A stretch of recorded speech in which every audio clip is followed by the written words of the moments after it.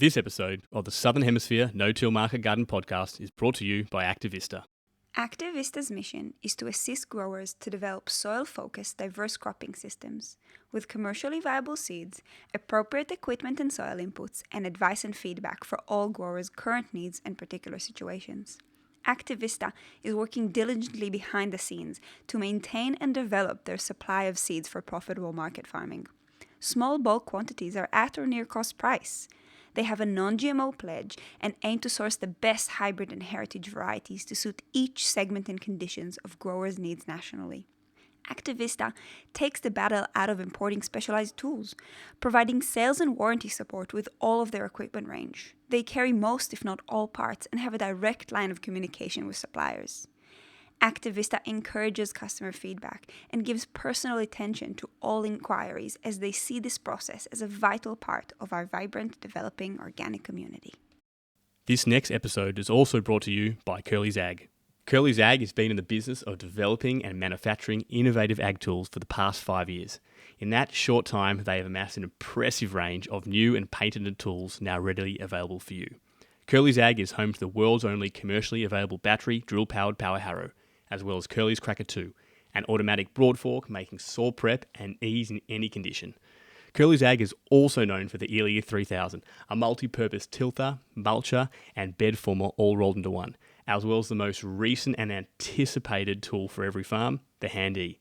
The Hand E is redefining the market garden toolkit and taking the hard work out of farming. It can lift 300 kilograms with ease and smoothly maneuver over your garden bed without damaging crops. The Hand E's PDO powers the Elia 6000, mulcher and tilther, a power harrow, an auger, a compost spreader, a harvester, and more attachments. If you like to know more, please jump on their website at curlysag.com and feel free to contact them for more information. Curly's Ag are distributing in the US and soon opening up in Europe.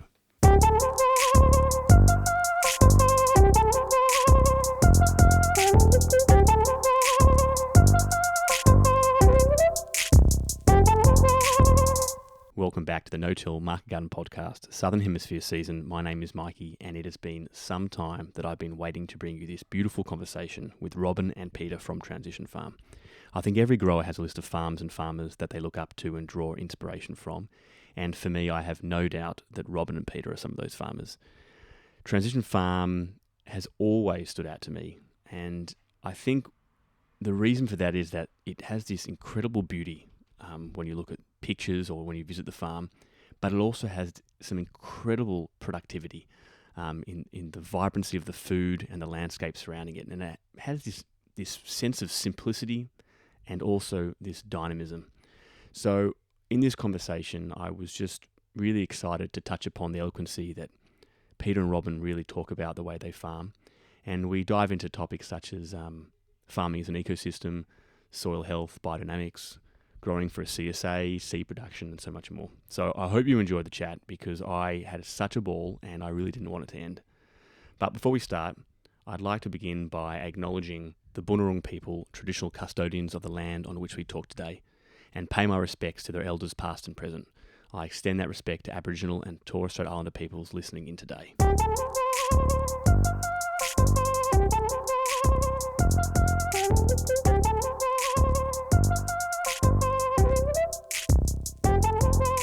Robin and Peter, welcome to the show. Thank you for having us, Mike. Thanks for having us, Mike. Absolute pleasure. Super excited, as I've told you a million times, always really get excited having a chat with you guys. And you guys were farming actually not far from me when I was farming back on the Mornington Peninsula, and I had the privilege of popping in and seeing your place a number of times. And your farm is always one it's always really excited me, and I've been following your journey along for quite a while. But there are some things I obviously don't know about it, and it's largely around some of the early years and some of the inspirations which I think maybe influenced you or guided the way that you guys look at farming, look at the property that you've been farming on for a number of years. So would you mind sharing a little bit about those early impulses or ideas that help shape where you are today? Going back to the start, I think when I first came here, the place was pretty empty and pretty barren. And that appealed to me as a challenge. And I'd been doing a few different permaculture courses and reading stuff on food forests and all these different things. and community supported agriculture, and it just just felt like an opportunity to jump in and do something that might show people or be an example of something that you can do, you know, and but without an end goal, without an idea of what I was really doing at all. So it was a bit of an experiment. I think would be the way to describe the start of it. Was that the same for you, Robin? Had you had any experience before farming? Was this kind of the first place that you were really excited about getting your hands in the soil and expressing yourself in a different way? I think when we first came here, we didn't have a vision of it being a working farm. The vision that at that stage with two little kids, like, you know, we had one that was 3 and our son had just turned 1.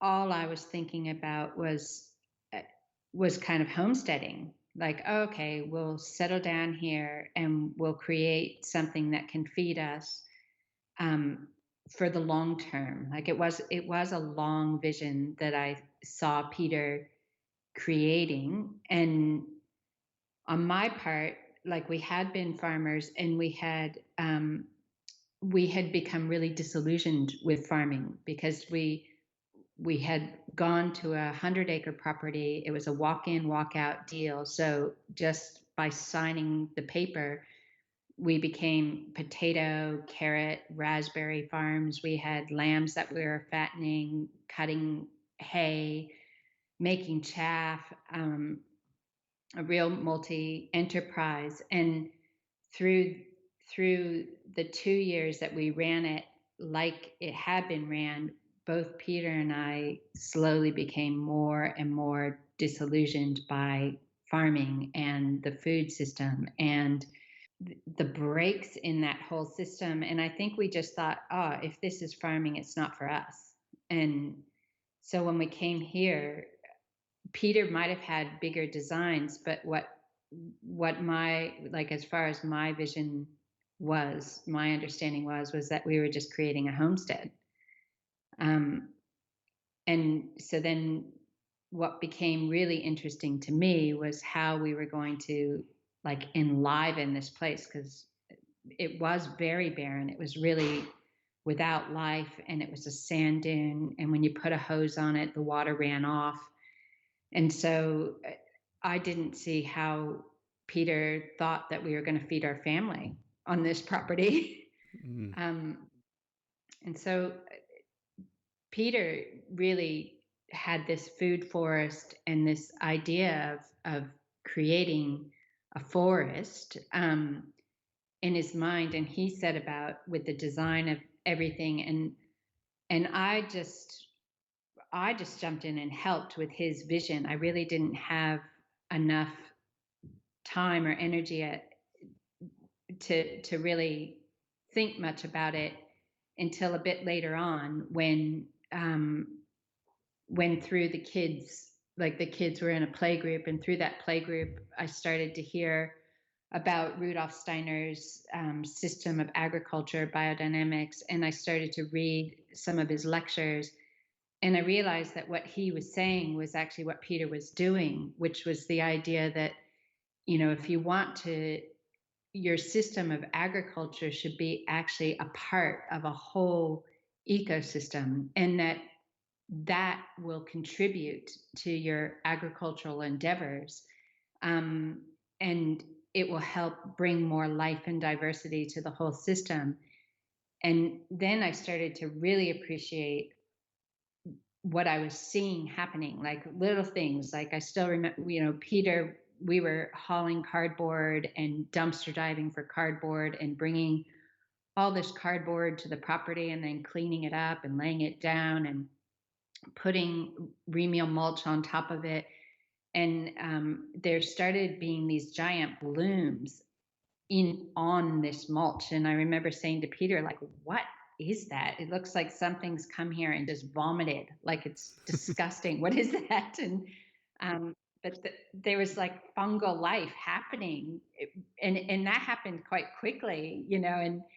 And seeing how the life started to just develop, and how we were planting quick growing, nitrogen fixing, indigenous trees, acacia longifolias, and then they were dropping their leaves, and then that leaf litter was creating other networks, and then we also started green manuring. So, started adding green manures to the areas that we were trying to cultivate with annual food crops. And it took a long time to get the green manures to grow. So, we were seeing direct results as far as the more green manures we did, the easier it was for them to grow, the greater they were growing. Really, all these things together, you just started seeing what was happening. Like there were direct results and direct observations that showed like, hey, we're on the right direction as far as enlivening goes. Absolutely. It's amazing. Like, I've obviously visited your property now, and it's actually really nice hearing you share those like early perspectives and stories, because when you come to the property now, and so many of those, obviously those nitrogen fixing trees and the natives and the fruit trees are really, really well established, and the place it really is humming. It's a real buzz of activity. It feels probably the complete and utter contrast of what it was when you first rocked up. And obviously you guys also have a really amazing sense of like your observation skills is obviously, watching and pondering nature and kind of understanding. And it's I'd love to hear how you started picking up on some of these things, and maybe did you integrate them into the into the farming practices and the way you farm. Well, I think that the property, when we came here, I guess what I was looking at was something that had happened as a result of people being here rather than anything else. So it was just trying to get it to go back to something that it might have been in the past. But it was also about making a home for us, and wanting to be here and feeling comfortable farming or whatever it was. Because as Robin had mentioned, the previous property we'd been on, it had really got us a bit disillusioned about what farming was all about. And so getting everything to sort of start growing and multiplying, and it was for us and our health as well. And I think when we had the growing areas, first green manuring them and seeing how hard it was for these plants to actually grow in a sand dune, time went by and we started realising that the food crops were actually doing really well in these areas that were surrounded by, all the perennials and the herbs and the flowers and the weeds. It was all contributing to the success of the plants that we were actually planting, whether it was lettuce or whatever it was. And I think that when we down the track expanded, we realised the importance of having the vegetable growing not just in isolation from everything else, but being part of the whole system. Absolutely. The property has like 3 distinct areas. Like when we had to chart it for certification, it was much easier to define it as 3 distinct areas. And I think that our experience, not only in our home garden, but in the area that we call the orchard, where there's fruit trees and all these perennial herbs, and then it all borders by all these native plants that we put in, that the food growing in those areas, not only was it growing easier, like having an easier time, but it had less pest problems, it had less disease problems. And then when we came out to other areas that didn't have that diversity and we were encountering those issues, it was very easy to actually go, hey, these areas don't have it, these areas do. And again, reflecting on that idea that the whole ecosystem will support everything you're doing, that you might lose tillable areas. I think that's what, that's how it used to be described, is that you might lose areas that you would normally till. But the benefits for the areas, by incorporating meadows and forests and, perennials far outweighs the losses. And so the more we just kept getting that verification back, like, hey, and other things would happen too. Like we would have these whitefly come, and I still remember the first year that we tried a trial CSA. So we were really putting a lot of we really wanted it to be right, because CSA was a concept that wasn't well known here in Australia at all, and there wasn't any concept of it here on the Mornington Peninsula.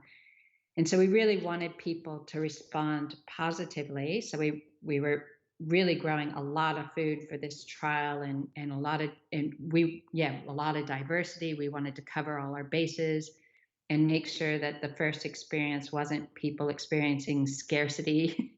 And so, all this whitefly came and infested the carrots. And I remember being like, oh my God, Peter, like, what are we going to do? And Peter was like, well, let's just wait and see. And, sure enough, in a few days, all these other insects came, and the whitefly started being less of an issue. And you could see the plants actually rising up and growing through this really high pressure of an invasion. And that became a great model for us. Every time we saw something happening that we might have jumped and reacted to, we kind of kept that first instance in mind, like, hey, when we just waited and watched, other things came in to play that helped the situation. And the more that we did that, the more we could see how the ecosystem was actually working together. The more we could understand that, of course, you have to have the food there before you have the creatures that feed on the food. And so why would you want to spray anything, like even a garlic spray or something? Like if we can't, we felt very naive about how the ecosystem was working. And we felt like there's probably so many things at play here that we can't even understand. Why would we impact those things? Why not let the intelligence of the system show us? And I think that's when you have a system that's really enlivened, it's really smart, it's really intelligent, and it starts to work on its own. And then you as a human become part of that system as opposed to something controlling the system. And I think that human part of being a farmer is when you consider that you're part of a whole ecosystem. And it's not anything we did, it's what nature would do if we weren't here, I think. So I think a lot of our farming on this place was based around doing that, just giving a bit of a kickstart or whatever we thought we were doing, and then sitting back and appreciating it. And in between times, we've been sort of getting crops in here and crops in there and doing that side of it. But the bigger thing has just been living here, I think. And I love how you guys, the immediate impulse when you started was to, as you said, was to support and plant and get nature kind of, to kind of, as you said, kickstart on the property. And I think it's interesting, I think, planting perennials and creating that kind of, like you said, that food forest or some of the longer standing tree crops. It's often a bit of an afterthought for a lot of people who are starting a production farm. It's, let's kick off the farm and then, let's plant these other crops later on, which is interesting because, like you're saying, I think you hear a lot of farms when they're first starting, those early years when you're, whatever there's sort of ecological transitions going on in a place, whether it's from a pasture to a veggie field or whatnot, there's often a lot of, there's a lot of natural changes that are occurring. I remember on our farm when we kicked off, we had a huge pest pressure one year from crickets, and it was the first year, and then by the second year it was already gone. But it's interesting, these slow evolutions. But what I love hearing about with yours, it almost feels like because you also were setting up at the same time as growing this very alive system around, is that, like you said, this sort of balance or this system is evolving alongside you guys growing your crops. But I'm also really still inspired by you still need a real sense of trust, like in the process, like hearing that story, Robin, about having these white flies on the carrots. Yeah, like a part of me was kind of like resisting Peter's like, be patient. Well, I think part of it too, though, Mikey, was like when you're talking now about people setting up a place, and what Robin said earlier was we came here without that end goal of running a market garden or doing that. It was more of just looking after ourselves, and what that meant to us was to look after this. This property had a bit of a rough time, I reckon, and so it was looking after the property, because in the long run that's going to look after us, and that's how we went about it. And so in the planting and the planning of, say, the fruit trees and things, it was always based on, well, if we put this many apple trees here, there'll be apples for us, there'll be apples for everything else.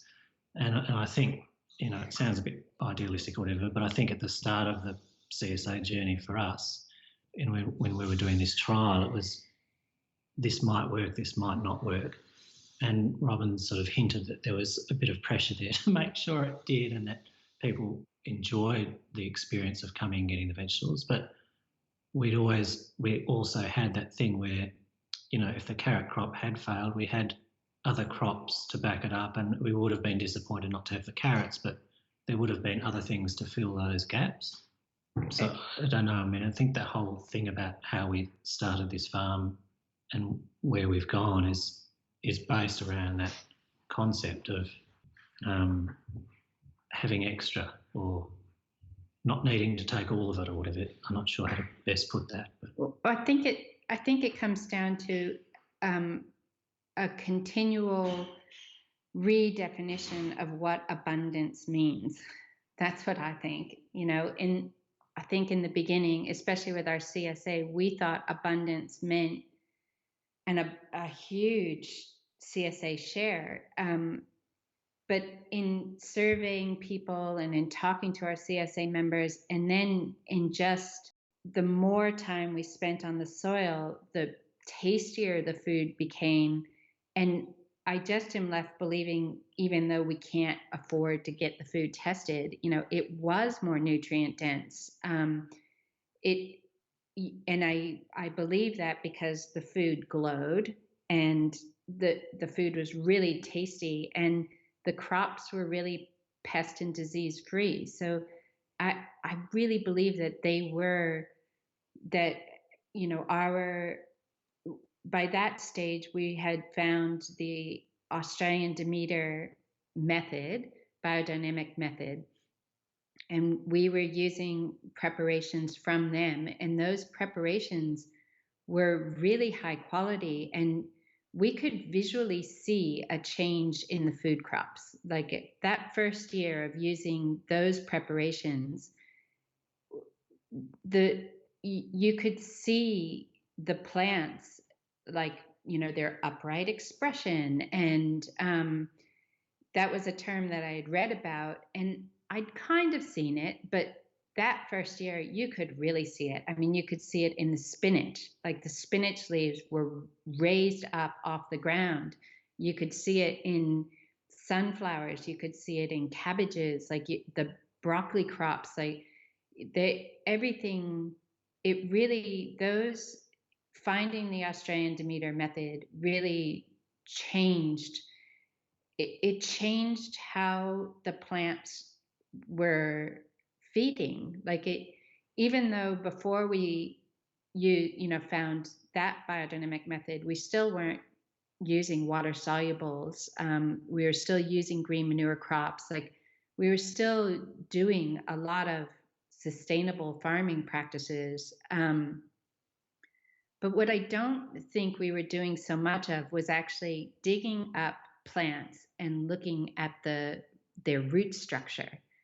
It's something that the method talks about a lot, and Alex Podolinsky, who was the man who brought that and developed the biodynamics here in Australia with the farmers of the Biodynamic Agriculture, Australian Agriculture Association, BDAAA.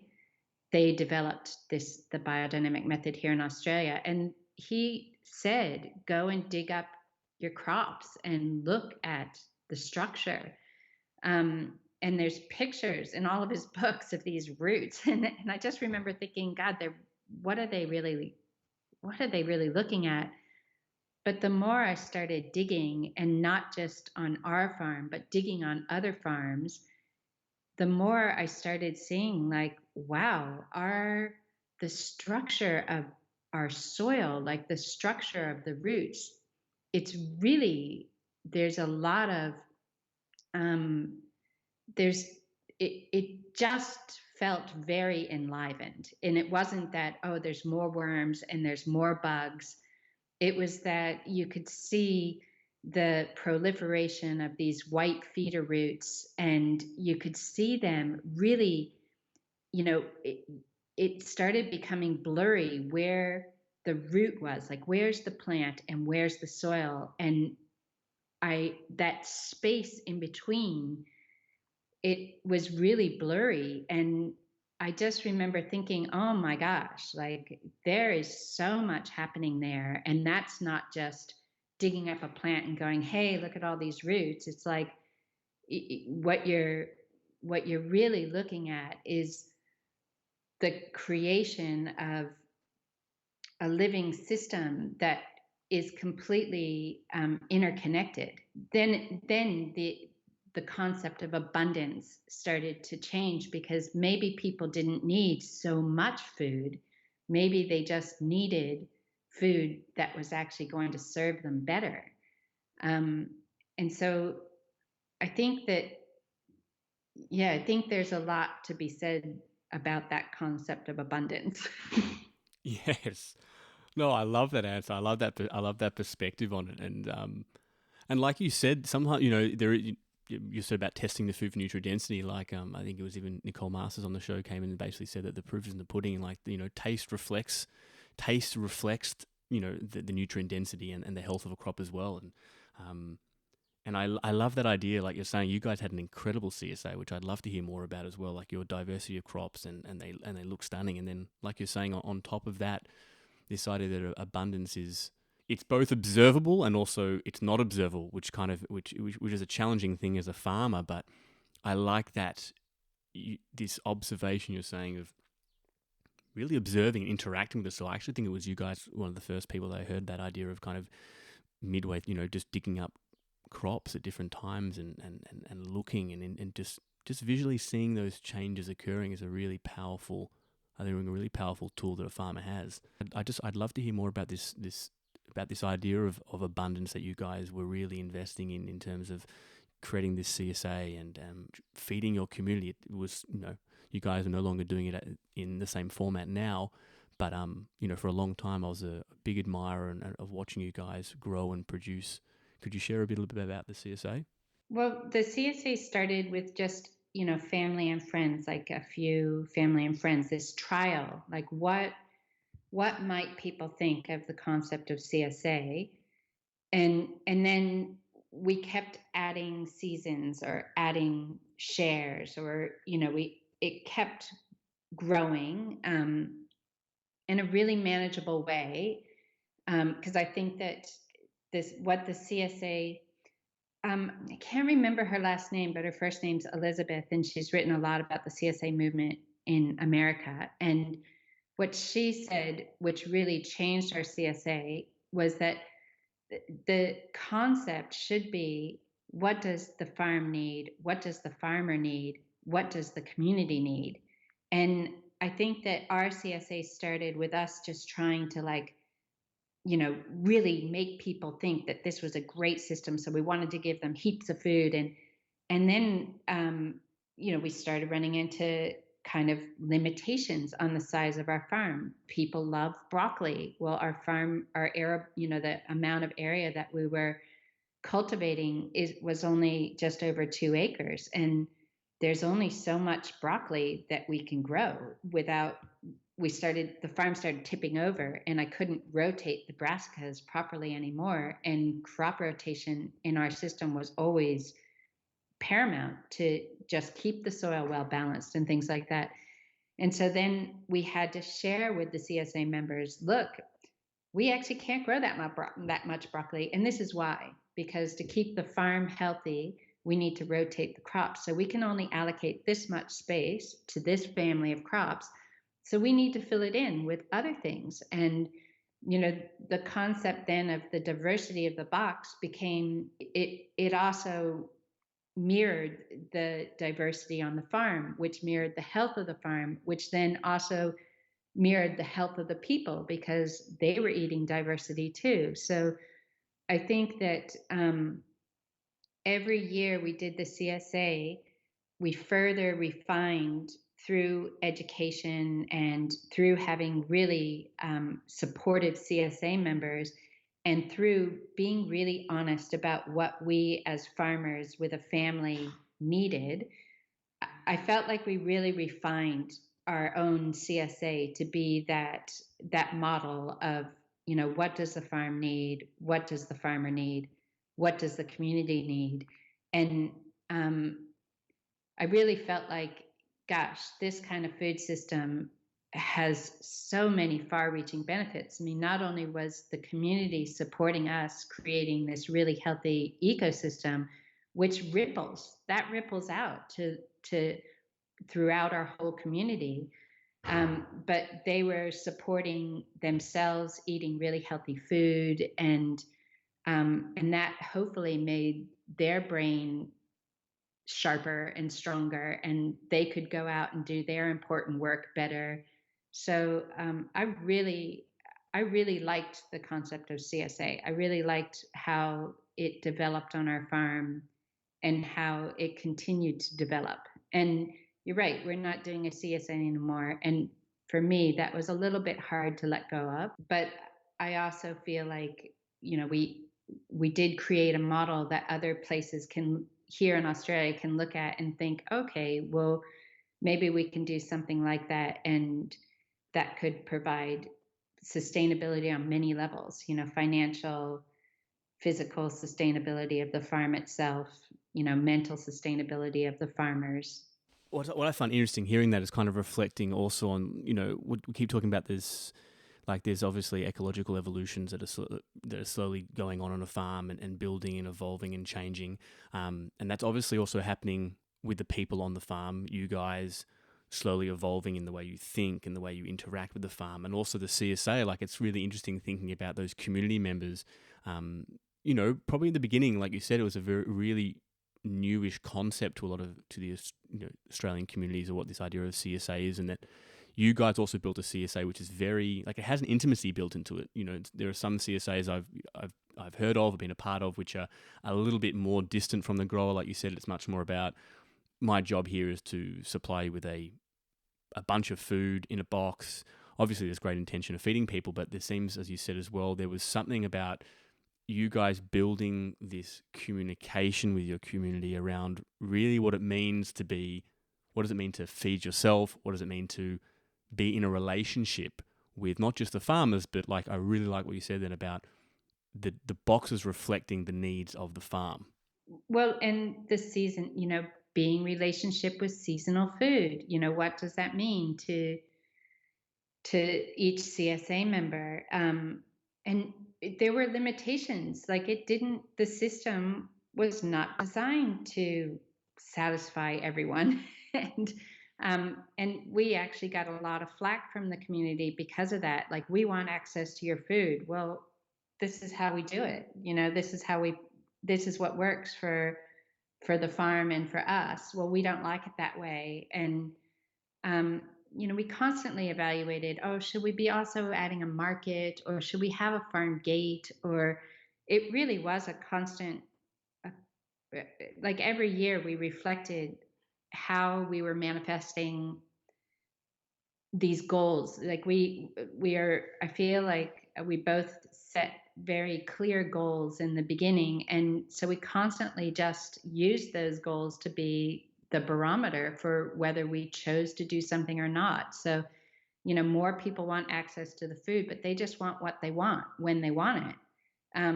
How will that help the sustainability of the farm? Well, it probably won't, and Might make us more money, but yeah, that would make it difficult for the farm as a whole. And for a farm of this size, again, sometimes size creates its limitations that actually show you a lot of really good insights. So yeah, maybe if we had more size, we could have done that, but we didn't. So I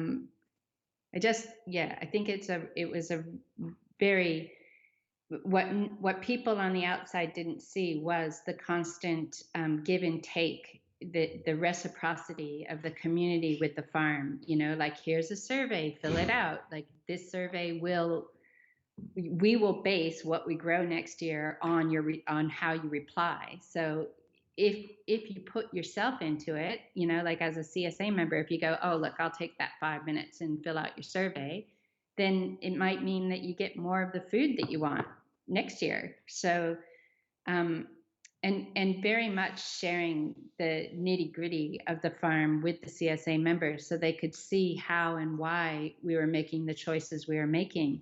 I think it was to me, it mirrored a natural system, which is one of reciprocity. And I felt like it could only be healthy because it was existing in reciprocity. There was give and take.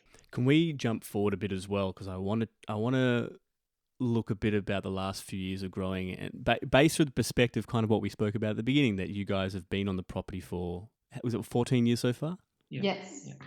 And reflect back to what Peter and Robin, what you were both sharing about planting these systems. And like I said, it'd be awesome to look at that now, 14 years in the front, having these perennials that are set in place, have grown up. As I said, going into your property, it does you feel very embraced by the trees and the bushes around.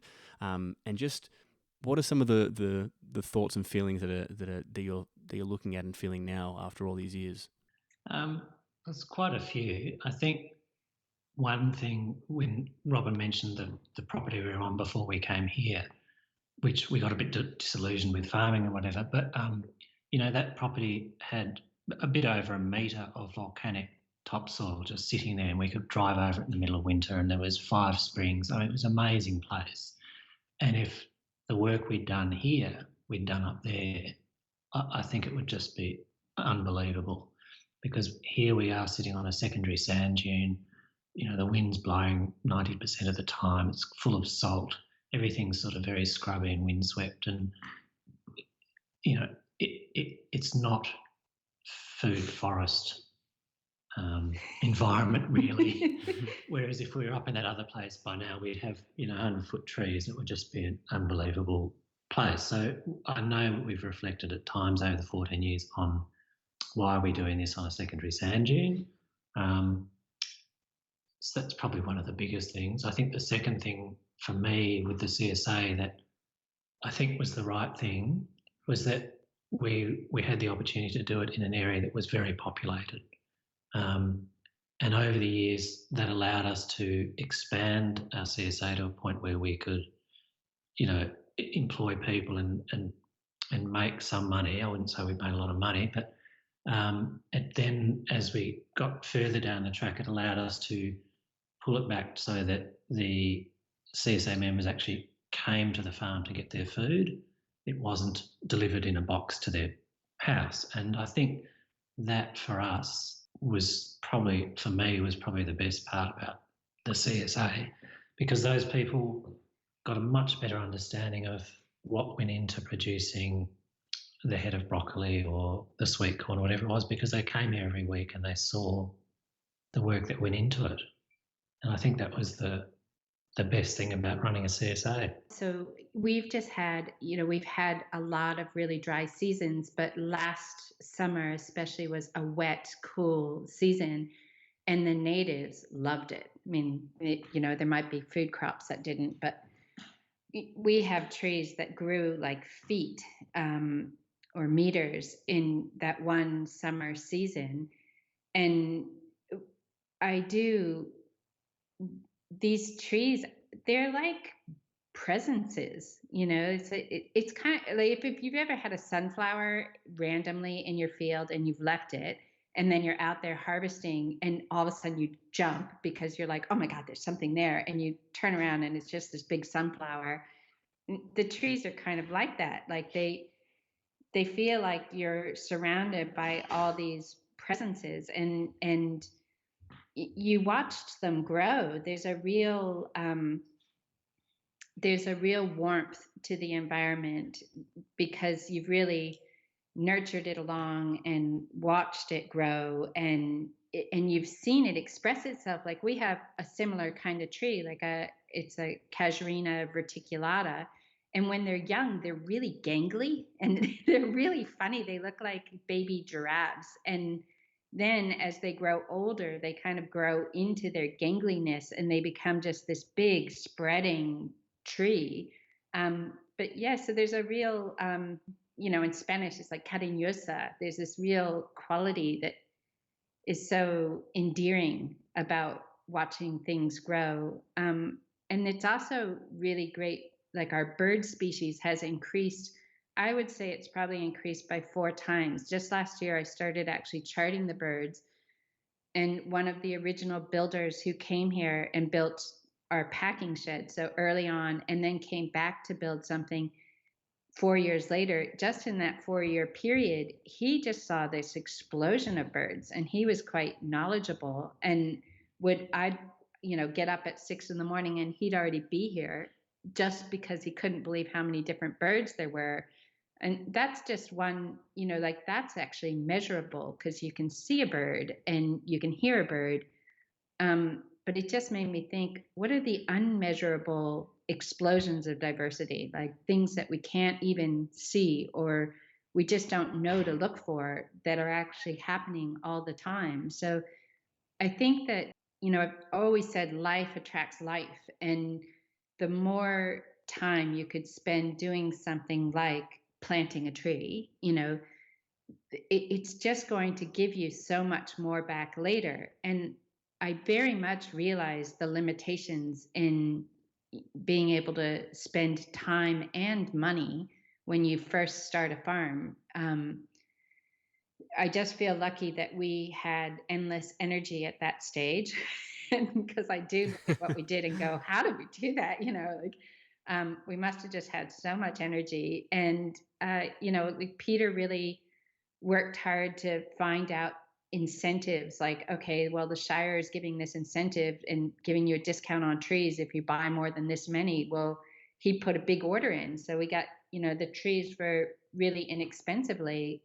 We didn't try and plant established things. We planted tiny little tube stock, and they grew and made it through the hard years that we've had. Like, this is a very harsh landscape. We've gone through weeks sometimes in summer of not only no rain, but, of days that are 42 to 45 Celsius, like really hot, searing days. And the landscape that exists now survived that. It's quite resilient. And so I think that it's totally worthwhile. Like I would, even just that one tree, underneath that one tree will start to create its own ecosystem. And like Peter said, other things just blow in on the wind and go, hey, this is a good place to be. And what I've seen is that most things in nature like to have friends.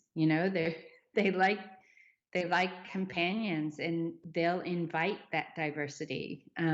So yeah, I just see it exploding and really worthwhile.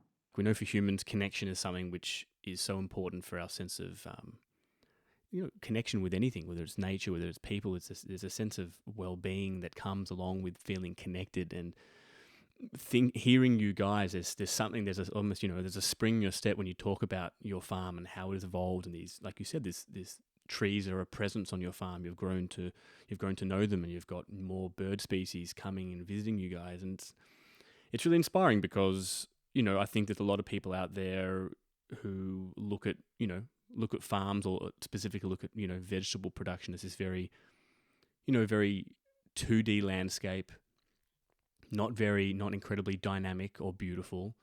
And then when I hear you both speaking about this this beautiful place that you've created for yourself and that you do grow and share with other people, it's one of that it's alive, it's dynamic, it's growing, it's evolving, it's maturing, and it really does.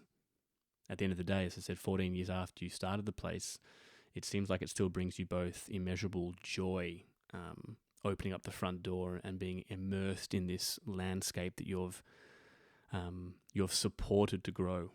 And I think the important thing is that anyone can do it. Like it's not, I don't think that this place where, Peter and I are stewarding now is because of Peter and I. I just think that anyone who invests the time and energy to be a part of a living system, to support a living system, you'll receive back what you put into it, and it's totally worthwhile. It's a very worthwhile endeavor because it feeds your body, it feeds your soul. It's a real joyful experience. Robin said she didn't know how we had the energy, and that's a good point. And I think really the biggest investment in all that work we were doing was our time. Most of the other stuff, as Robin said, that we bought tube stock and we propagated our own plants and things. There wasn't a lot of money spent on putting all that in. It was, I'd got a lot of drip irrigation stuff secondhand from a farm that was throwing it out. We got cardboard from dumpsters. The mulch was not that expensive at the time.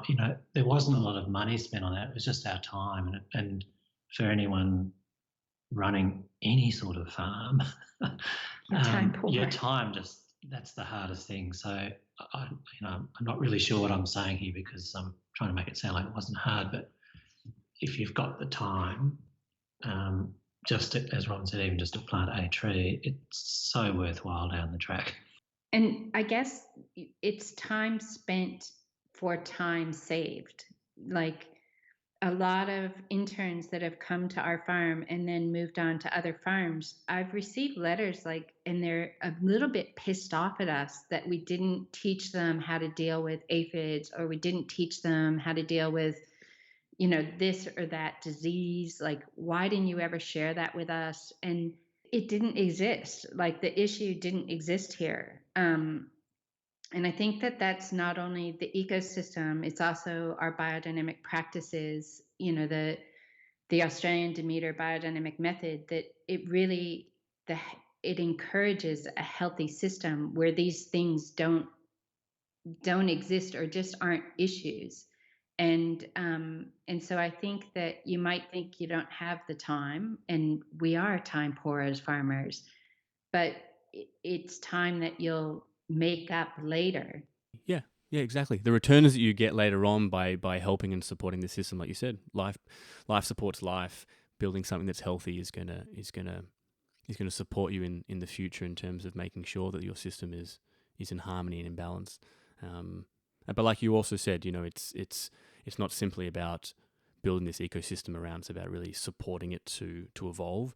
And then your day-to-day farming practices for you guys, obviously, Biodynamics was a really important framework to help you guys grow and increase that biodiversity and health in your vegetable production as well. So it's that, like you said, I think it's that holistic approach that really taps in and looks at the whole picture at hand, not simply, like you said, not simply growing a carrot. It's what are all the elements that are interacting on a moment to moment basis with the crops that I'm growing that influence its health, its flavor, its nutrition, and it's far more than simply just just looking after a little carrot seed that you put in the ground. There's a much larger perspective at hand that supports that. Well, I think it's actually, like something you just said made me think, it's like there's this idea of NPK, like NPK, your plants need NPK. Well, firstly, if you look at what a plant needs, its mineral needs are actually like less than 10% of its overall needs. So this overriding idea that plants need this NPK, I think it's just not true. But if you look at something like photosynthesis, which, if that's what biodynamics brought to me, this idea of what is photosynthesis, I'd always heard in third grade that plants photosynthesize, and they probably explained it to me there, but I looked it up like 5 years ago. This is when I was well and truly farming, and I felt really stupid that I had to look up photosynthesis, but I did. Photosynthesis is quite amazing. Like, all it is a plant taking water and breathing in carbon dioxide and using the energy of the sun to burst apart and rearrange molecules into carbohydrates and oxygen. It's really simple, but amazing.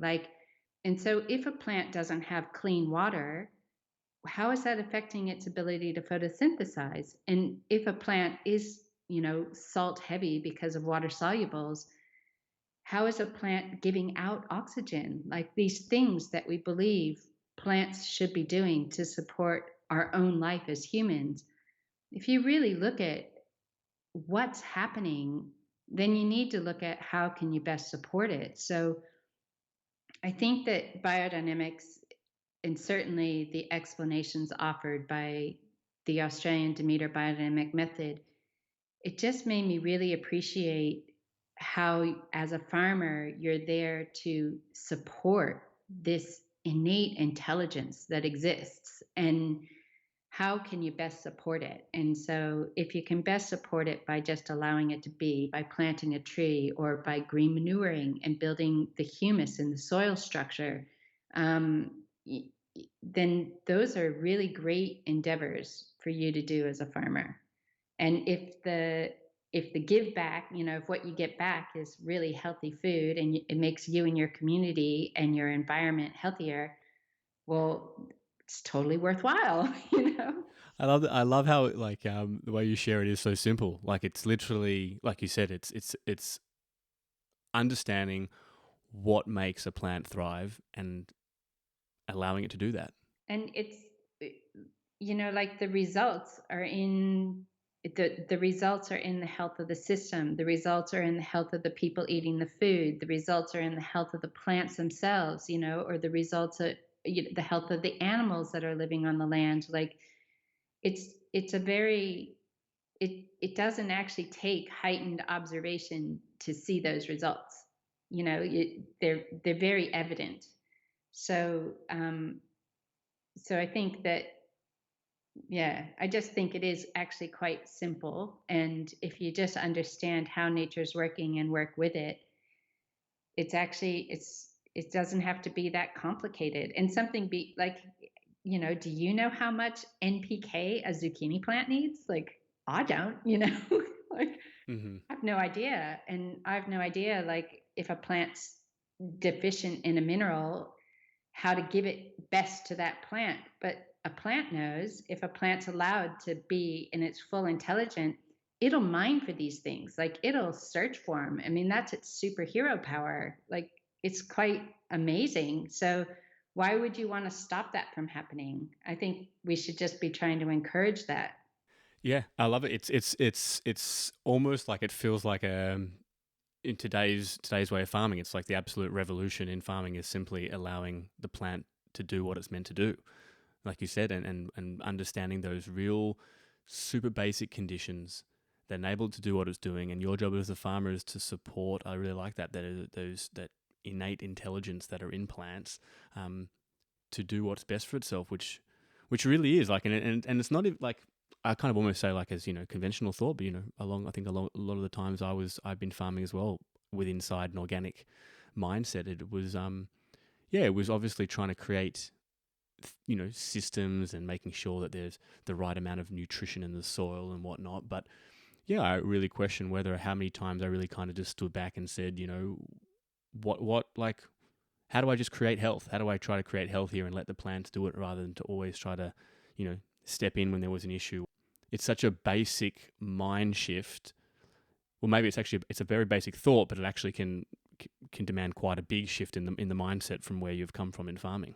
But it actually makes your job as a farmer easier, like, especially a diverse market grower. I mean, a celeriac needs something different to a zucchini needs something different to corn, like how do how do you keep it all straight? But if you can just say that my job as a farmer is to support the soil, well, that narrows my job down. That makes my job a bit easier. It makes complete sense, except from, the way we've always grown, at least, way a lot of people have grown. We've been taught to kind of itemize and to be much more myopic in the way we look at stuff. Yeah, like looking, trying to hunt down all the variables that can make the corn grow in its most ultimate way, as opposed to creating a system which enables the plant to grow in its ultimate way, not by me trying to meddle all the time with a system which often, like you said, can often throw the system out when we try to meddle too much in changing this and changing that minute amount. The basis of the starting of the place, as Robin said, was just to look after our own family and feed ourselves. And so we set about doing that with what we call a home garden. And that was based 100% on the principles of permaculture. And we fed ourselves year round. We had zero inputs. If you walked into the vegetable garden, it was quite difficult to see where the lettuce was as opposed to the tomatoes, as opposed to the whatever. It was just a big mess. And the system looked after itself. And so when we moved out to expand that onto, into a size that was supportive of a CSA, the first thing we realised was, okay, how do we can't replicate that in the same way, because we can't spend 2 days harvesting the lettuce because we can't find them. So it was tricky, that move, and so all of a sudden we had lettuce in a row, and it's like, okay, now the pests have just gone, okay, there's the lettuce, and so it came back to the soil. If everything else in there was right, we could do that. But there was that hurdle for us going from our house garden, which was a jungle of vegetables, to planting them out as a market garden, and understanding why all of a sudden we had some pests and diseases, like Rob mentioned, the aphids in the carrots, because we hadn't had them in the home garden at all, because everything was looking after itself. So that was a big learning thing for us. And I think that what Peter just said is, that really made us want to look after the soil better, because in addition to then just having, like a beacon for pests because you had 100 feet or something, we also needed a bit more uniformity. Like, especially for a CSA, we needed to know that we had 120 heads of lettuce that were all really high quality and marketable. And we couldn't waste any space because we were trying to maximize all the space. So the soil just became how you dealt with all those things. Like the more time you spent on the soil, the more time we spent diversifying our green manure crops, the more time we spent learning minimal tillage techniques, the more time, the more we could actually produce these consistent boxes. And that generated out to being able to pre-sell crops to restaurants, like, to be able to say to them, what would you like? And you can put that on the menu. We can provide it for you. And knowing that, I know that things happen, there are variables in farming, but for the most part, we felt really like we could consistently supply a certain product, because we'd put the time into the soil. And I appreciate the insight you're saying before, Peter, like that. It's a very honest observation. That moving or scaling upwards from, say, a very small, intimate home garden, which is very wild, very balanced, very in harmony, and then stepping out into a field. For sure, like I think a lot of growers can empathise with that. That step out of a maybe a safe place of a home garden into a slightly bigger, into a field, and then slowly growing, which some people are growing up to growing their acres. Yeah, it's not an easy step, and also what you're saying, Robin, as well, that there are so many variables every time you make those changes or get a little bit larger, there are X many more variables that come into play. But I guess it comes back to all the stuff we've spoken about. It comes back to those very elementary ideas still. Size dependent. As long as you're focusing on those core elements of soil health and supporting the ecosystem, and I think with some patience, there's a way of working through some of the variables and the challenges and continuously improving and growing better and better crops. Hey, you all, just jumping in here real quick to give a shout out to our Patreon members at patreon.com/no-till-growers. The site is the lifeblood of our work, and we appreciate so much the support. It makes things like this small series possible and just generally enables us to keep our work free and open to anyone and everyone. We can pay our creators for their work and then keep giving that work away for free. If that's something you believe in, please consider pitching in a few bucks at patreon.com/no-till-growers. Also, there are some perks there, like first dibs and discounts on merch, books, events we do in the future, and at a certain level, or if you just bump up from one level to another, you get a shout out on the show. So big shout outs this week to Stephen Smith, Oh High Roots, Veggie Cropper, Scott Snodgrass, Jay Mill, Jacob Arthur, Jean-Martin Fortier, and Yannick Laplante. Big thanks to anyone and everyone who supports our work in any way that you can. Check out no-tillgrowers.com for all of our support opportunities. All right, back to the show. I don't know if you guys feel the same, but I think when you start farming, there's a lot of these little sayings and dogmas that kind of float around. And I know one of them often was, if you're running a market garden, you either have to be growing vegetables or growing seed. You can't do both. And I really want to also ask you about that as well, like if that's something that rings true to you now. Well, I think in the beginning, we started growing. Our first seed crop was actually puntarelle, which is, and I guess I just kept thinking that if we grow a seed crop of puntarelle, we'll actually have some consistency and be able to provide this for a restaurant. And I never imagined that puntarelle would, it's in the chicory family. It's just really good, but it's definitely one of these things that you're sort of in the know about appreciating it on a plate. And I think that when I saw how well the puntarelle performed, I then started going, oh, wow, well, let's try a seed crop of rain de glace, like another crop that I had done a trial on. So when I trial things, I try and get as much seed from as many different seed companies as I can, and have, waste all this space for Peter of, planting. Well, this is so-and-so, and it's a pain in the ass to plant out and blah, blah, blah. Sorry, I should curse, but. It's a grey manure crop, Mikey. That's another way of looking at it. So gathered together all this rain de glace seed, and, you plant it in blocks, and then it starts growing, and, like half of it isn't even what I could research was rain de glace.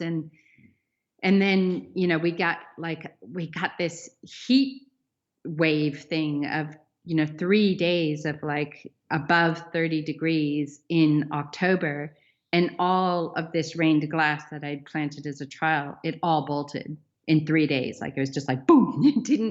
It wasn't even in my opinion, at a stage of ready to be harvest. It just got a whiff of heat and just that was all it took.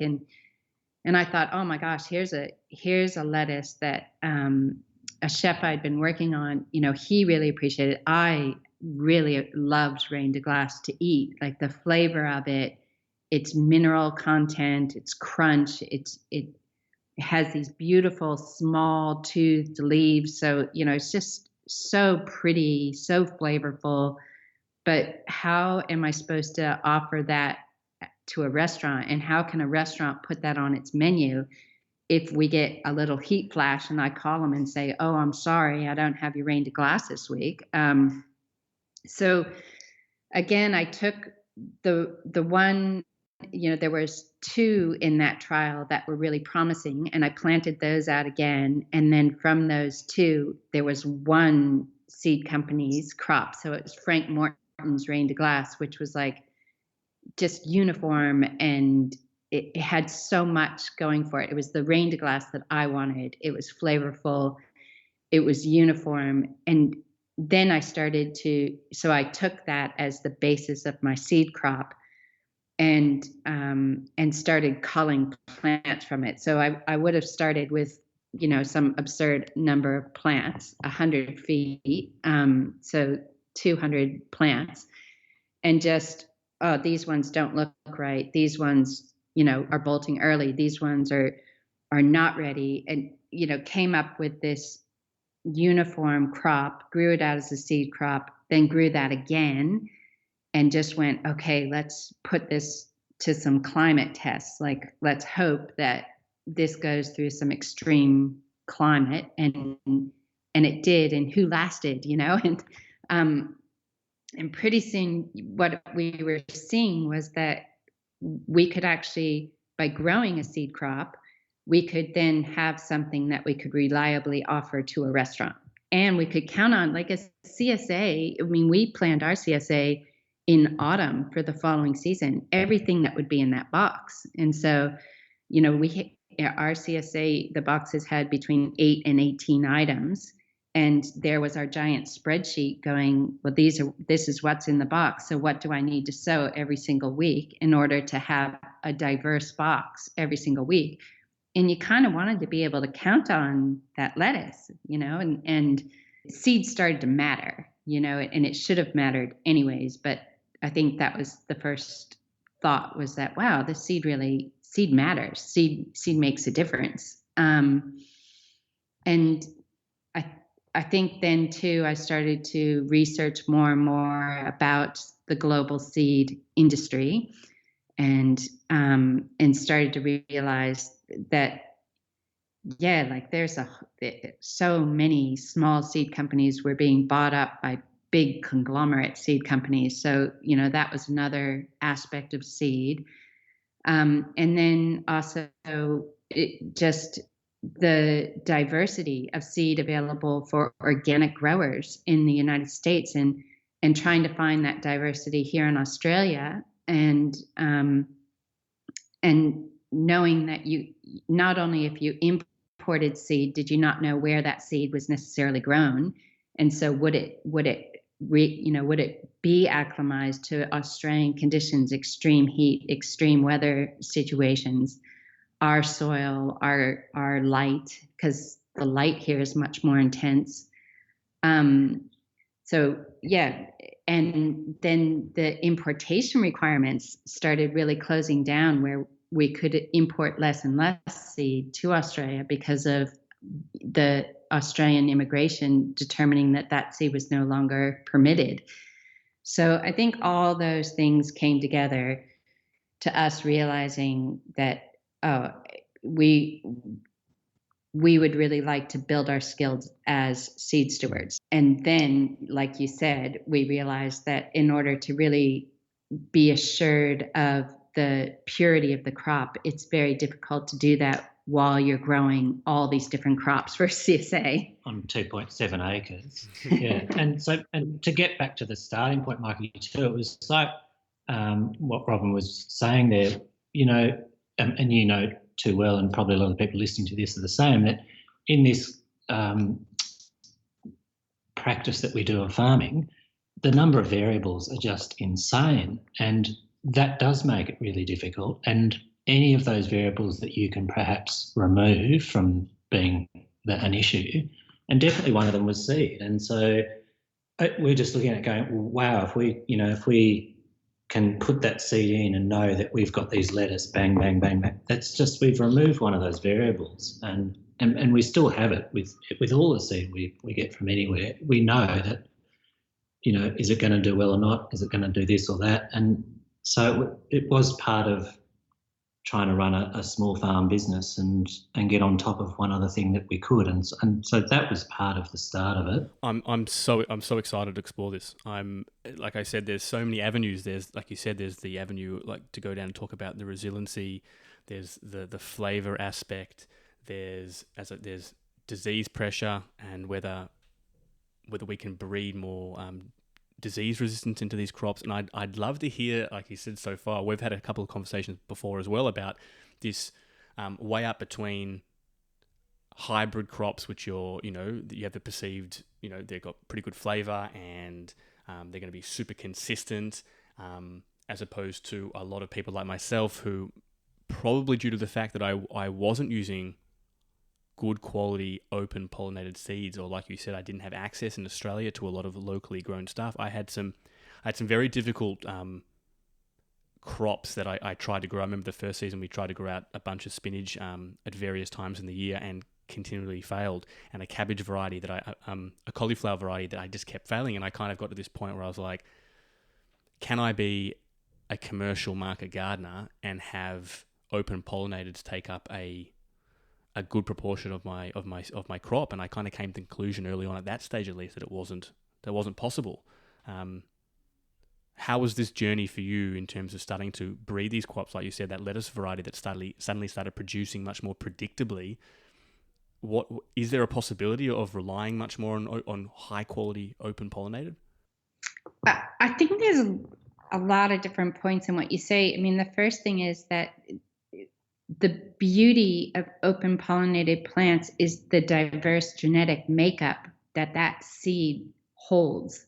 And, that's the idea of land races, and that's, resilience over time, plants that adapt and become accustomed. And so I'm really hesitant to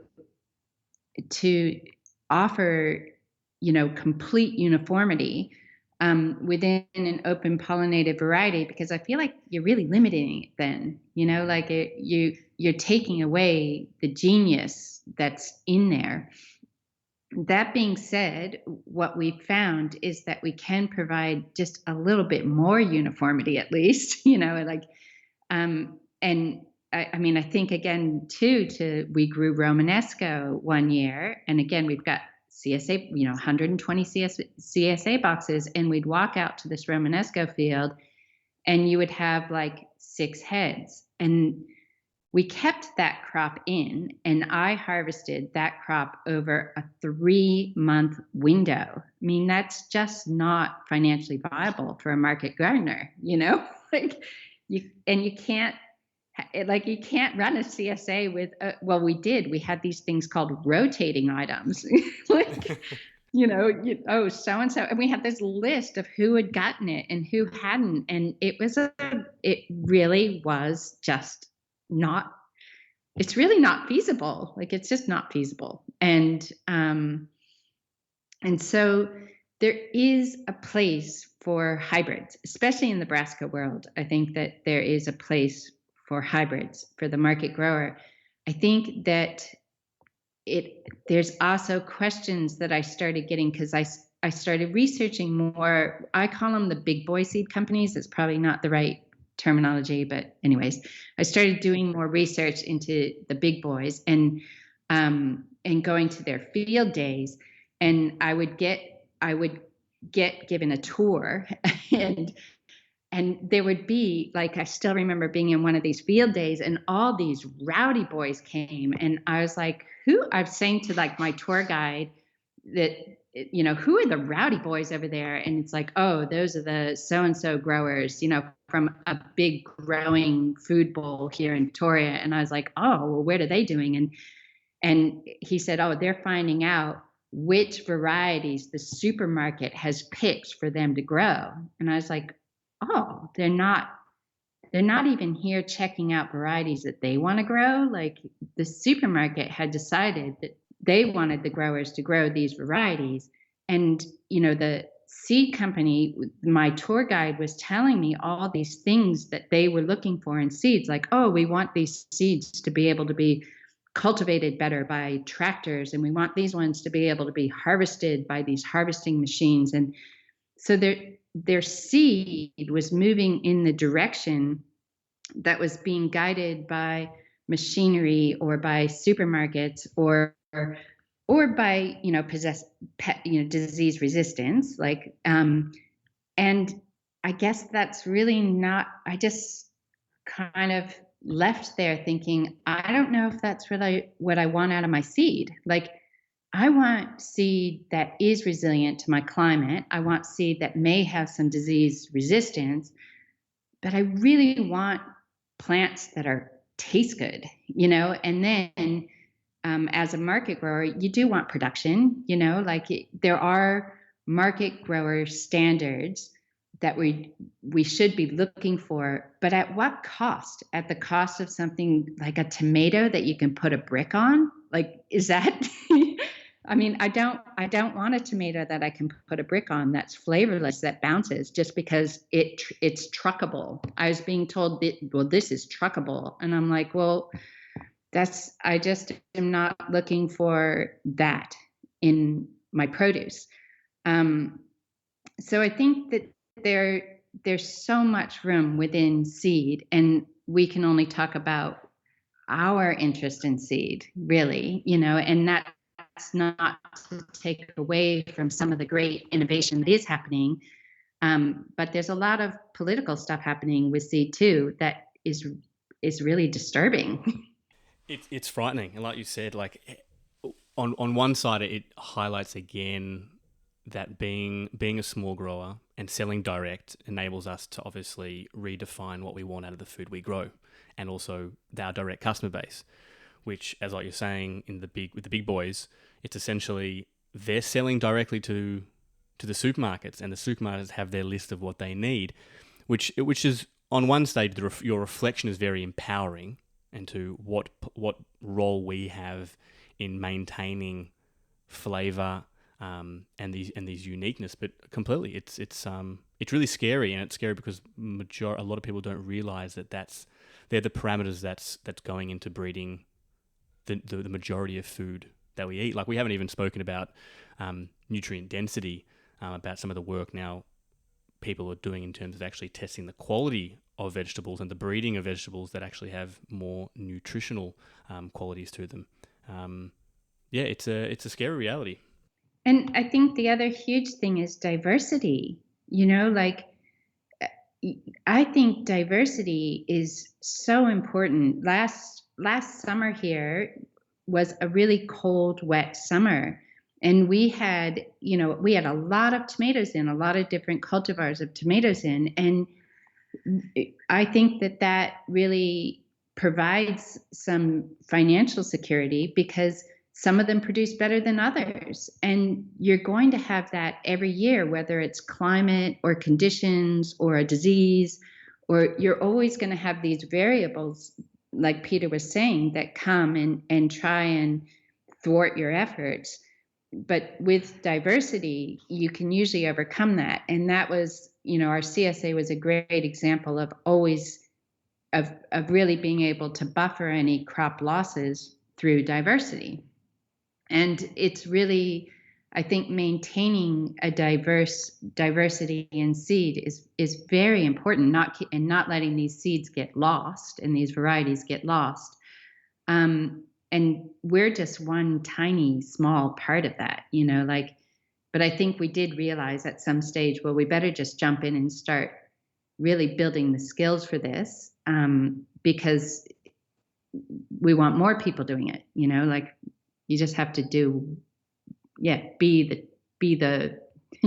the change you want to see.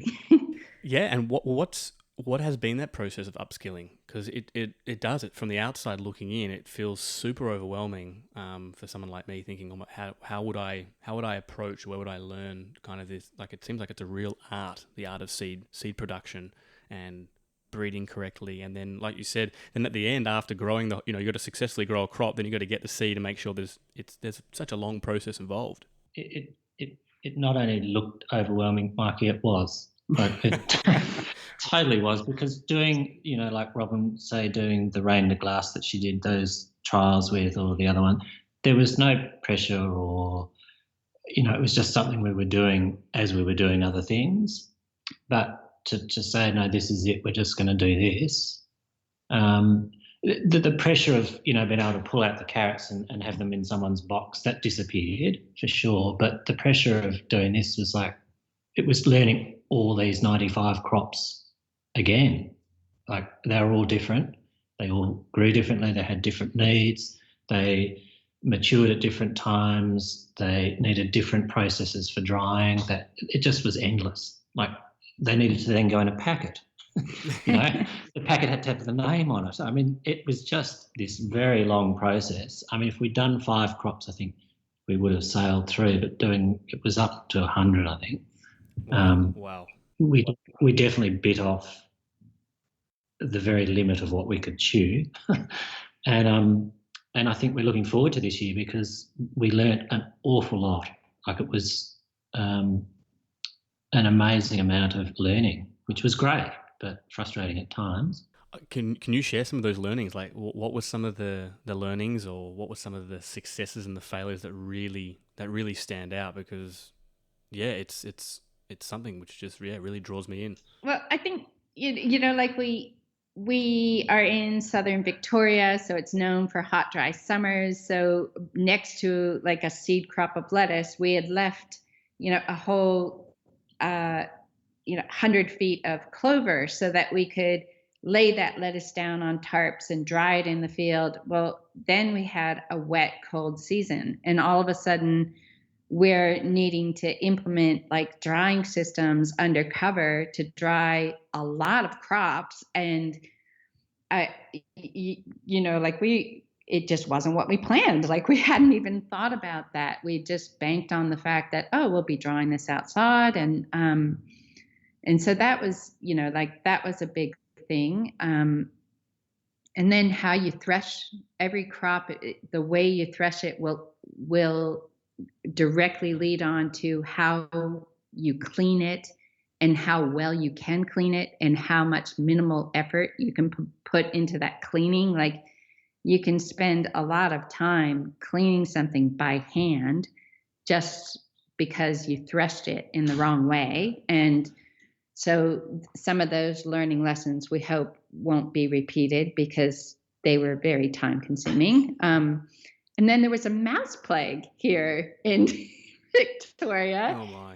And so, you bring these crops in and dry them on tables and you've got fans going and stuff, but that doesn't stop all the little mice who also, it's autumn. Like the first sign that autumn's coming is that your house gets infested with field mice. They're all looking for someplace warm and dry to be.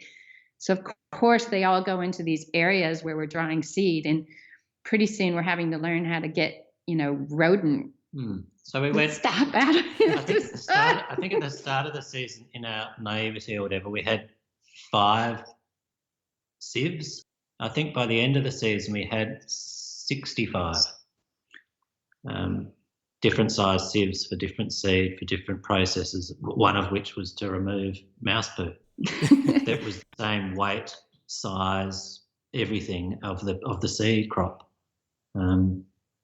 Like who would have known that that mouse poo is exactly the same size as leek seed, like, and You're same right. color. It also looks a bit like Nigella seed, doesn't it? Yeah, it's just and snail poo. Like there was all these things that we just learned along the way, and we're still learning for sure, and we'll be till we stop. But it was just like starting all over again. Well, something else you asked is how do you learn this stuff? I think that we've been really, and I'm so grateful, but we've been very blessed with just a lot of people willing to share information and time. And there's a lot of people who are posting things on the internet now. There's seed companies that really believe in the organic seed movement and really do want to skill people up. And they're just so generous with the information and the time that they give to, and organizations, the Organic Seed Alliance, that are really out there trying to help you with skills so that you can do this. And you guys have been incredibly successful. Like from outside looking in, when you guys launched online your seeds, there was just people were flooding. I saw all over social media people just holding up seed packets of yours. And I know before I nicked off overseas, I was working with a restaurant on the peninsula, and we were doing a project together of a kitchen garden. She kept saying, like, I can't wait to be able to trial some of the varieties and seeds that Robin and Peter have been growing, because, you know, you guys had worked with her and sold to her, and the flavors that she was used to coming from you guys were, like she said, they were making some of her dishes. It was such a pleasure for her to be using them that she wanted to start growing them. So what was the reception on the launch? I don't think we had, well, we definitely had no idea what would happen, but we don't know whether it's successful or not. We're just happy that people are buying the seed. And I think the biggest thing for us now is, you know, I'm sure Robin's probably more than me, but just nervous that what if the seed's no good, you know? And so we have reached out to some people to say, you know, did it germinate okay? Because we germ tested everything here. We've done everything we think we can.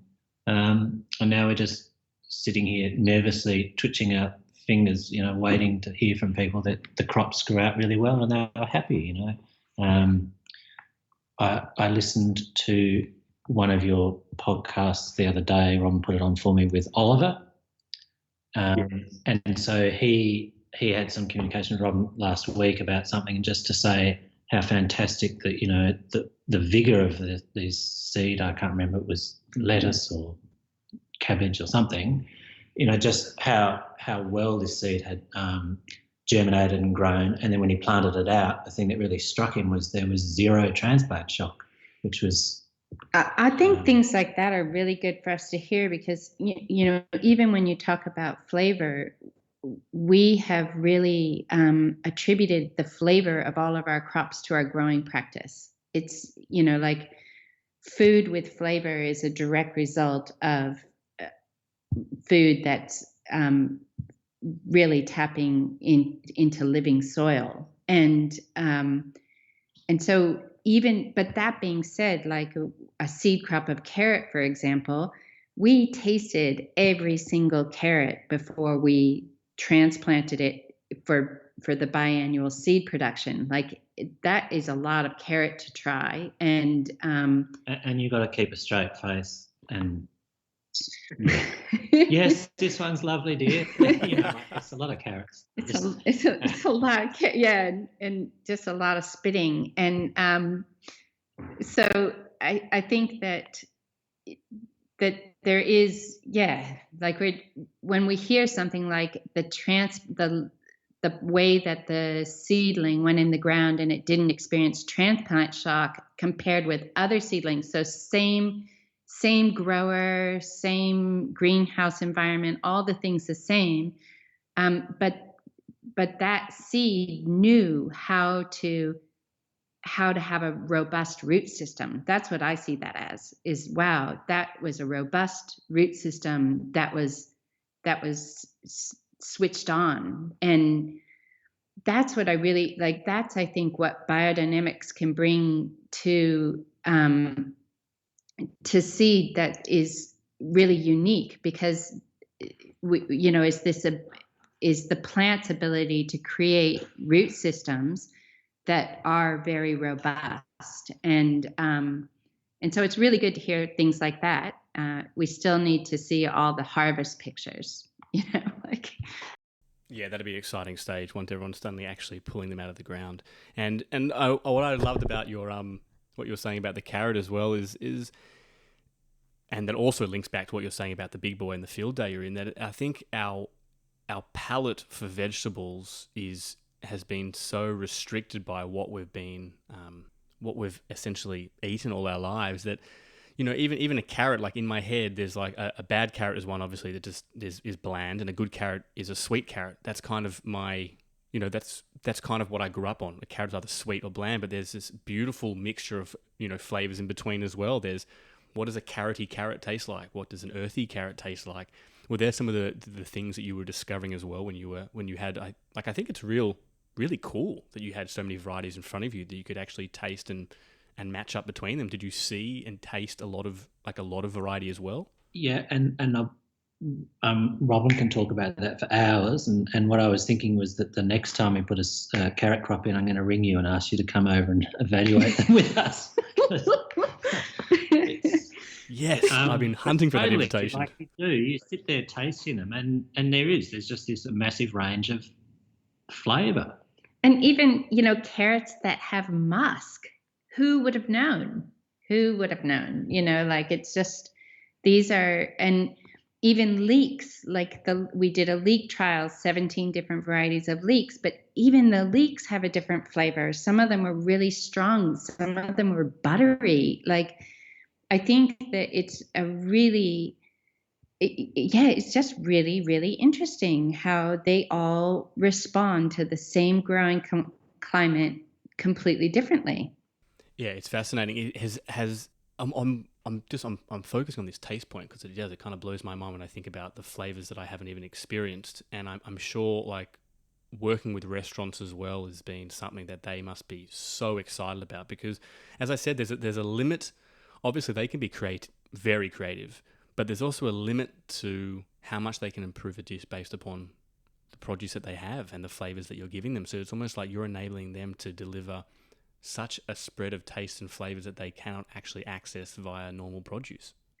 It's reciprocal. Like it was a reciprocal relationship because they were helping me to understand nuances that I probably had never really appreciated before. And, I was offering them something that they didn't necessarily need to do much to. It was just, how do you enhance this and showcase it, like showcase this beautiful flavor or beautiful texture or beautiful color or beautiful shape. And maybe it's just like being an artist. You try and find the best paint you can. And but I really always saw the relationship with the chefs as being very reciprocal. I would bring them something and go, try this, and they would give me some feedback, and that would help me try and give me a better understanding. And how does it, like the evaluations we did with chefs, we did taste evaluations with chefs, very much based on the Culinary breeding networks work. I really am a big fan of Lane's. And, how does this respond by itself? How does it taste with salt? How does it taste with an acidic dressing? How does it taste with heat? And understanding, again, this is the idea of diversity, is that every single one of those lettuces we did that with had its own shining spot. And the chefs just found that. Like they found, well, how can I make this lettuce shine? And so, again, I think that the need for diversity is as expansive as the application. Amazing. And I agree. I think that you've hit the nail on the head, that beautiful, that symbiotic relationship between restaurants and growers is something which will only hopefully develop and grow. And it's mutually beneficial, which is something I hope develops more and more. And it gives, just jumping onto an economic note, the exciting part about the conversation as well is that it enables a lot more growers to be able to think about working with restaurants and really highlighting what they can offer as small growers, because like you said, a lot of the work you're doing, I'm sure it's going to be picked up by the big boys in a couple of years, in a number of years down the track. They're going to work their way because, if consumer demand pushes in the direction of flavor, they're going to have to push themselves in that direction as well. But until then, there's such a unique opportunity to be, stewards and guardians of flavor and soil and all the rest that gives a lot of hope and a lot of meaning to small growers to just to push on and to be charging through this exciting developments. I think that something that is like, if flavor is the catalyst that spurs more farmers to change their growing practices, then hallelujah, because if more farmers spent more time having healthy soil, their food would have more flavor. So I like highlighting flavor, but really, if it was the catalyst that helped more expanses of soil remain living, and that would be fantastic. Like, that would be so awesome. You guys grew, what's that the pumpkin variety, the warty one? Is it Galou? How do you say it? The Galou des Cines, is that how you pronounce it? Biodiversity. Yeah, I could be pronouncing it wrong. the warty pumpkin. I always remember, like, I think, I don't know if it was you that told me or I was reading online that essentially the warts are directly related to the sugar production in the plant. Is that right? Yes. And I share it because I remember seeing your pumpkins, and they were always like, this is a compliment here, they were always the wartiest pumpkins I'd seen compared to so many others, which again is a physical showing of your plants, the flavors being produced and the sugars that they're accessing through photosynthesis and whatnot. I think it's just it's exciting to kind of see those correlations forming. It is exciting. What can we expect from you guys over the next coming season? Is it, as you said, is it just refining and developing the existing lines you've got, or how are you going to go about experimenting with more varieties? Is that on the cards as well? Well, I think that my favorite thing about now being a seed grower is that Peter allows me to do all my experiments without complaining. So I love trialing, and I really love experimenting, and so there's definitely more trials happening, and we're also continuing. Like, I think the only way that we can keep perfecting the seed is by growing it out again and growing it out again. And we've been really, again, I'm very thankful that we've been really mentored in how to form our own stock seed. And so we're really trying to build our own stock seed up. And that just, seed work's really slow work, and it takes years and years. So I'm personally excited to just keep revisiting some of these crops that I really know now and I really appreciate, and just continue with all their nuances. It's really exciting to hear, and it revs me up as well to kind of get back and get growing, because, like I said, there's being a grower, there's always kind of that buzz you get at the start of the season, looking through a catalogue and being able to pick out varieties, and then it's like meeting a new friend. You plant it out and you kind of see how it expresses itself, like you're saying, in your growing conditions and the flavors that come up. And it's really exciting, the thought of, being able to utilize and grow out some of the hard work that you guys have put in, because it really is an amazing service to all of us. And like I said before, I think the reception so far has been that good, because a lot of us growers have looked towards you guys as an inspiration, as, veggie growers all these seasons, looking at you grow these incredible produce, and then to suddenly go into producing seeds is just super exciting for all of us. So yeah, thank you, at least on behalf of me and probably a lot of other people. Thank you for a lot of the hard work that you do. Well, once again, we've always seen that it's another relationship of reciprocity. Like, we couldn't do what we do without the support of so many people. So thank you. Yeah, thanks, Mikey, for asking us along to chat with you about it all. It's been great. No, absolute pleasure. And I'm expecting an email next year about the carrot tasting day, Pete. I won't forget, Mike. I won't forget at all. There's not just the carrots. There's all sorts of crops. We grew some pumpkins this year, and I think it was only a couple of weeks ago. We harvested all the seeds. We did all that, but we stored, or Robin stored, I'm going to say 15 of every pumpkin variety in the glass house, or wherever it was, to see how long they stored for. And then we picked out of those ones the ones that looked the best shape and all this stuff. And then we had to bring them inside, and the poor kids had to actually taste them. Eat them. And after about 3 or 4, it was, what does this one taste like? Pumpkin. I'll email you about the pumpkin night too, because that was a lot of fun.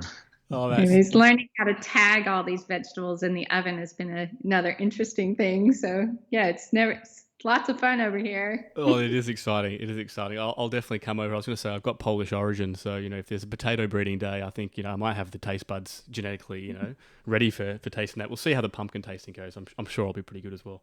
Yeah, well, that's a variable we can cross off. That's great. All right, guys. Well, thank you so much again for coming on. It's been awesome chatting with you guys. And yeah, any final words you'd like to share before we sign off? No, I look forward to having you back in Victoria, and keep enjoying those afternoon thunder showers. I will. Thanks a lot, guys. I really appreciate it. Bye. Thanks, Mikey. Bye, guys.